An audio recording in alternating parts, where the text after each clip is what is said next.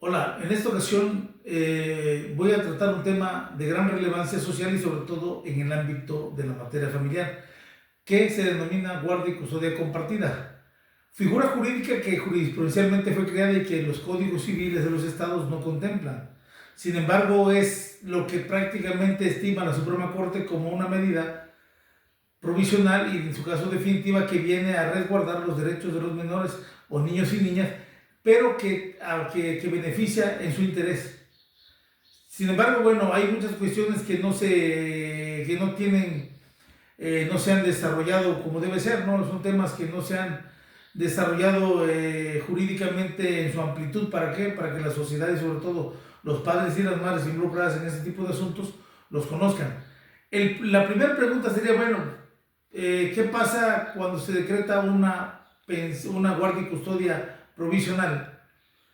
Hablamos de que los códigos establecen la preferencia en favor de la madre, es decir, por cuestión de género, que lógicamente el nuevo criterio, el nuevo paradigma es destruir o evitar ese tipo de paradigmas, digo, ese tipo de estereotipos relacionados con el género, para efectos de dar o resolver conforme al interés superior de los menores o de los niños y las niñas.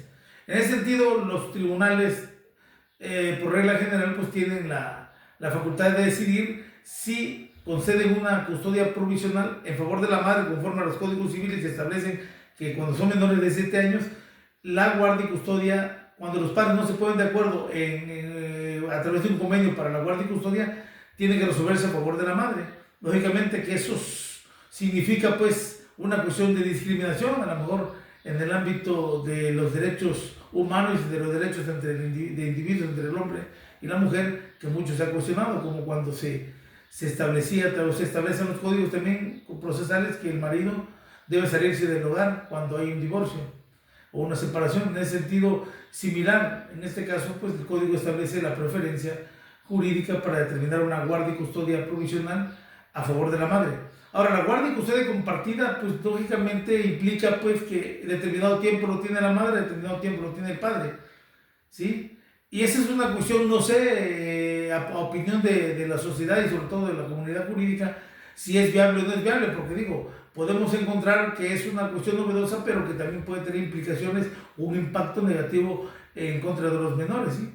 Sin embargo, eso ya sería materia de análisis de profundidad en otro tema.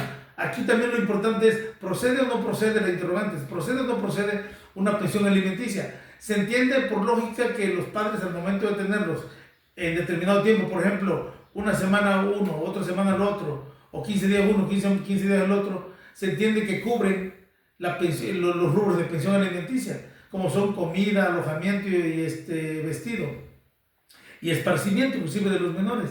Sin embargo, hay cuestiones, eso tiene que ver con rubros ordinarios, de gastos ordinarios, es decir, que normalmente se cubren con el hecho de tenerlo el padre o la madre bajo su cuidado, ¿sí? Sin embargo, hay gastos extraordinarios que no se cubren con el solo hecho de tener el padre o la madre bajo su cuidado, como son gastos eventuales relacionados con la salud y con la educación, es decir, el pago de colegiaturas, pago de gastos que implican la escuela, uniformes, etcétera, y sobre todo en cuestiones de salud, en cuestiones de gastos mayores de salud, que tampoco se cubren, porque en ese sentido la Corte ha establecido que es procedente que se fije una pensión, lógicamente, siempre de acuerdo a las posibilidades de quien tenga que darlo, porque a veces en uno de los casos el padre o la madre tiene mayor capacidad económica, ¿sí?, que otro. Entonces, la pensión alimenticia tendría que distribuirse en forma proporcionada en base a ese principio. Lógico que a veces normalmente tenemos en cuenta que la madre a veces está en desventaja económica o a veces es el padre que está en desventaja económica. Sin embargo, ese factor lo tomaremos como tema en otra publicación, porque ese es un factor que a veces para muchos es positivo, para muchos es negativo, para determinar una guardia y custodia provisional o definitiva. Hasta aquí mi comentario, espero que se les haya o les sirva de apoyo para algún asunto en particular sobre este tema.